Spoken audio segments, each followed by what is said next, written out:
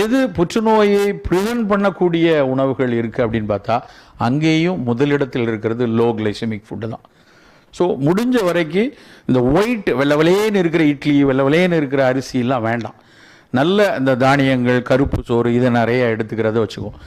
இந்த செட்டிநாடு சமூகத்தில் இருக்கிறவங்க, நகரத்தாருன்னு சொல்லுவாங்க இல்லையா, அவங்க வந்து ஒரு அரிசி பயன்படுத்துவாங்க, கவுனி அரிசின்னு பேர். அவங்க வீட்டு கல்யாணத்துல எல்லாம் கண்டிப்பாக அதில் ஒரு பொங்கல் வைப்பாங்க. அந்த கவுனி அரிசியை புற்றுநோய்க்கு வந்து கண்டுபிடிச்சிருக்காங்க. அதில் இருக்கக்கூடிய அந்த கருமை நிறம் தரக்கூடிய ஆந்தோசைனின்ஸ் வந்து நம்ம உடம்புல அந்த புற்றுநோய் கழிவுகளை வந்து சீராக்குது அப்படின்னு சொல்லி.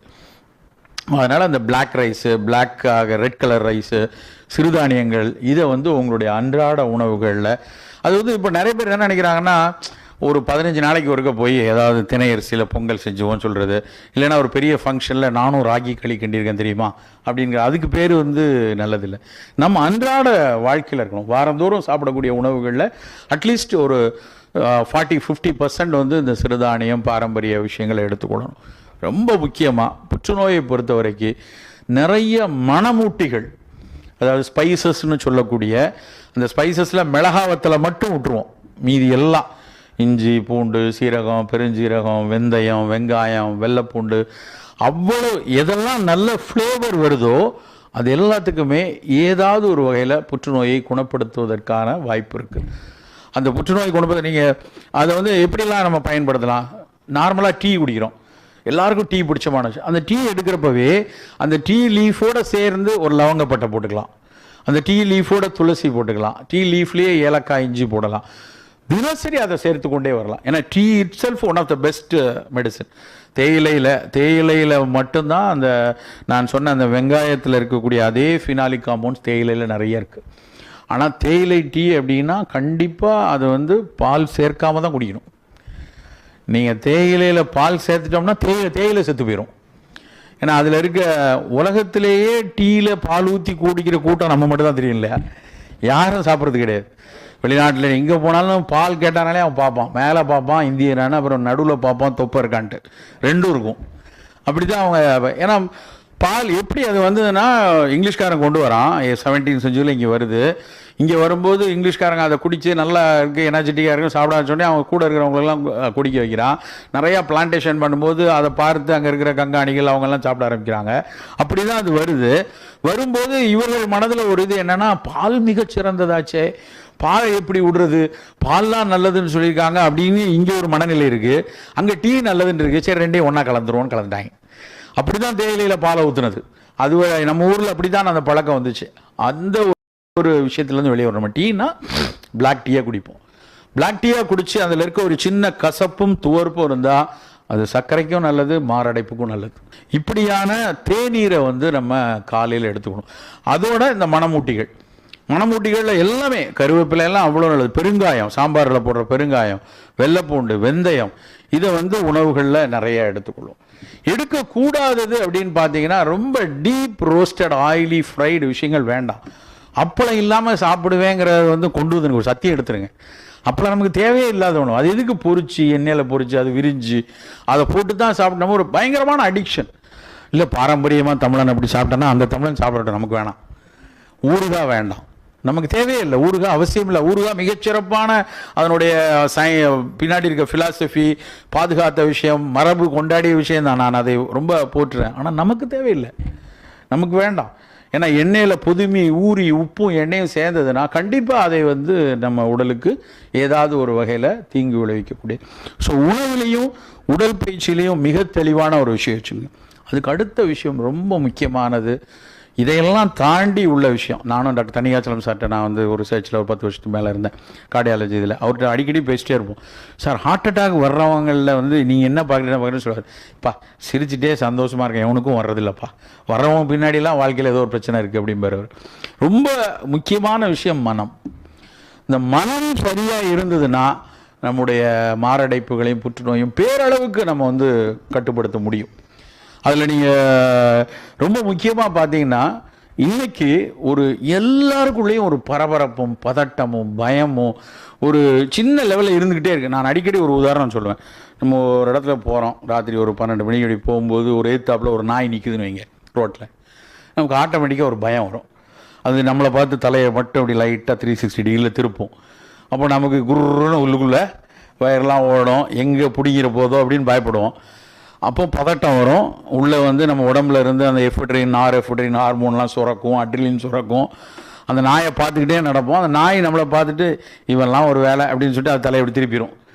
நம்மளை விட்டவுடனே நம்மளும் நாயை கடந்து போயிட்டோம்னு வச்சுங்க, அப்போ சர்றன்னு நம்ம எப்படி எல்லாமே சரியாகி சீராயிரும் வித்தின் ஒரு 4 நிமிஷத்தில்.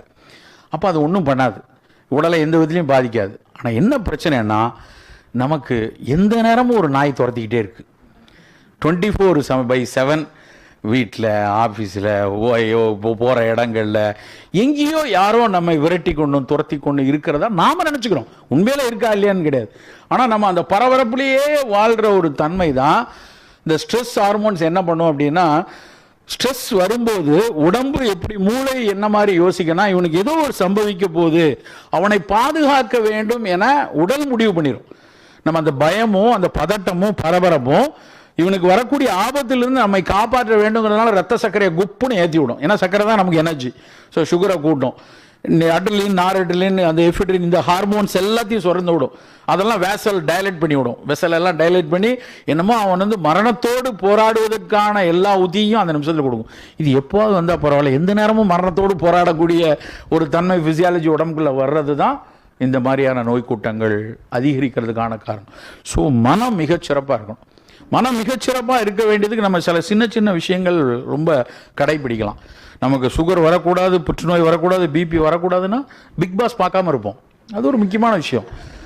ஏன்னா அது ரொம்ப அடிப்படையான விஷயம். அதை பார்த்தே பல பேருக்கு இந்த பிரச்சனை வருது. எனக்கும் கமலஹாசனுக்கு கூட பிரச்சனை இல்லை. ஆனால் தயவுசெய்து இது மாதிரியான சீரியல் நம்ம இதெல்லாம் கொண்டாடுறதே எவ்வளவு அவமானமான விஷயம். 1 கோடி பேர் பார்க்குறாங்கன்னு எழுதுறான். எனக்கெல்லாம் சங்கடமாக இருக்குது. இன்னும் இருக்குன்னு ஏன் பார்க்குறாங்க? ஒன்று ஏதோ ஒரு சோஷியல் பாலிட்டிக்ஸ் இருக்கணும், இல்லை ஒரு பாலிட்டிக்ஸ் இருக்கணும், இல்லை மிக அருமையான கதை நேர்த்தி இருக்கணும், இல்லை கழிப்படைகிற மாதிரி காட்சிகள் இருக்கணும். ஏதாவது இருக்கா? அடுத்த வீட்டை எட்டி பார்க்குறதுல உள்ள சந்தோஷத்தை காசு பண்ணுறதுக்கான ஒரு கூட்டம். நாம் நாட் ஓன்லி பிக் பாஸ் மட்டும் இல்லை, எத்தனை சீரியல்ஸ், டிவி சீரியல் எல்லாம் குப்பை. வீட்டில் நீங்கள்லாம் வேலைக்கு இருக்கீங்க, வேலைக்கு போகாத, வேலையில் இல்லாத பல பெண்கள் மத்தியானம் 12:30 மணிக்கு பார்க்குறாங்க. மத்தியானம் 12:30 மணியில் ஒரு சீரியல் ஓடணுமா? அதில் ஒரு பொம்பளை வந்து ஒரு சேலையில் ஒரு பாம்பு வச்சு கொடுக்குற ஒருத்தி. எங்கேயா நடக்குமா? அந்த பாம்பு எங்கே போகுதுன்னு 3 வாரமாக தொடர்ந்து பார்த்துட்டே இருக்காங்க. அது போட்டுருமா, அவனை கொன்னுருமா, அது அங்கே நிற்கிது, ஹேங்கரில் நிற்கிது, இது இங்கே வந்து அடிக்கும். அதாவது வன்முறையையும் வன்மத்தையும் குரூரத்தையும் உள்ள மனநிலையை உருவாக்குறாங்க. நான் ஒரு நாள் ஒரு மிகப்பெரிய தொலைக்காட்சி நிறுவனத்தில் சொல்லணும்னு விரும்பலை, வேற ஒரு விஷயத்துக்காக நான் போயிருக்கேன். அங்கே வந்து அந்த ப்ரொடியூசர், அந்த டைரக்டர் அவங்கெல்லாம் இருக்காங்க, அந்த சிஎஃப்ஓ எல்லாரும் உட்காந்து மீட்டிங். அந்த மீட்டிங்கில் நான் எனக்கு மிக நெருங்கி நண்பனால நான் உட்காந்து பேசிகிட்டு இருக்கோம், பார்த்துட்டு இருக்கேன். அவர் சொல்கிறார், சார் 4 வாரமாக டிஆர்பி இல்லை, நீங்கள் என்ன செய்வீங்களோ தெரியும், அவனை போடுங்க அப்படிங்கிற. டிஆர்பிங்கிறது இல்லைங்கிறதுனால கதையில் அந்த அவனை கணவனை கொல்லுங்கிறாரு. இவர் டைரக்டர் வந்து இல்லை சார் அது இப்படி போயிட்டு இருக்கு, அதெல்லாம் என்கிட்ட பேசாதீங்கயா, எவனும் பார்க்க மாட்டேங்கிறான், அவனை கொல்லு, இல்லை இவ்வளோ அந்த பக்கம் போக சொல்லு, இல்லை பிள்ளைக்கு ஏதாவது ஒரு லவ் உண்டாக்கு, எனக்கு ஏதாவது ஒரு மாற்றம் வர்றாங்க, உடனே சரி சார் இப்படி மாற்றிக்கலாம் சார், அப்படி மாற்றிக்கலாம் தான் டைரக்டர் சொல்கிறாங்க. இது ஒரு கதை, இதை எழுதி இதை வேற மக்கள் பார்த்து அப்படியே 1.5 வருஷமாக ஃபாலோ பண்ணுறாங்களாம். எவ்வளோ ஒரு இதெல்லாம் தான் நம்ம நினைப்போம். இதுக்கும் நம்ம டயபெட்டிக்கும் என்ன இவர் பேசுகிறாருன்னு உறுதியாக சம்பந்தம் உண்டு, மிக உறுதியாக சம்பந்தம் உண்டு. ஒரு மனநிலையிலையும் நம்ம மூளையில் ஹைப்போதலாமஸ்னு இருக்குது. அந்த ஹைப்போதலாமஸ்க்கு கீழே தான் அமிக்லிடான்னு இருக்குது. இந்த ஹைப்போதலாமஸ் அமிக்லிடாவும் சேர்ந்து தான் நம்மளுடைய அத்தனை உணர்வு அலைகளையும் மாட்டிகிட்டு இருக்கு. ஸோ நம்ம சின்ன சின்ன விஷயங்களை நாம் ஆர்ப்பரிக்கிறது, கோவப்படுறது, அழுகிறது, வருத்தப்படுறது, உள்ளுக்குள்ளேயே ஒரு விஷயத்தை வைத்து புழுங்குறது, இது எல்லாம் வந்து இதில் இருந்து ஹார்மோன்ஸை ரிலீஸ் பண்ணிகிட்டே இருக்கும். அது ஒவ்வொரு நாளும் சின்ன சின்ன பிரச்சனைகளே வரும். HbA1c பார்க்குறாங்க இல்லையா, ஒரு 3 மாதத்துக்கு ஒருக்க உள்ள சர்க்கரை எல்லாமே வந்து சொல்லுவாங்க, சார் ஃபாஸ்டிங் 130 தான் இருக்குது, போஸ்ட் ப்ராண்டில் லேசாக 182, HbA1c மட்டும் 9.6 இருக்குது சார், அது எப்படி சார் அப்படிம்பாங்க. போன 3 மாதத்தில் நான் எப்போவுமே இப்படி தான் சாப்பிட்டுட்டு வரேன் அப்படின்னா, ஏன் அது ஏறி இறங்கி இருக்குது அப்படின்னா, ஏதாவது ஒரு நேரத்தில் ஒன்று திருத்தனமாக அல்வாவோ மாம்பழமோ எடுத்து சாப்பிட்ருப்பாங்க.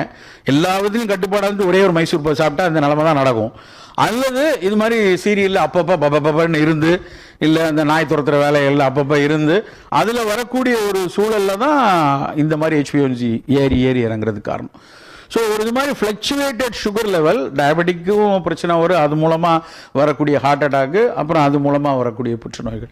ஸோ கண்டிப்பாக மனம் செம்மையாக வைத்துக்கொள்ளும்.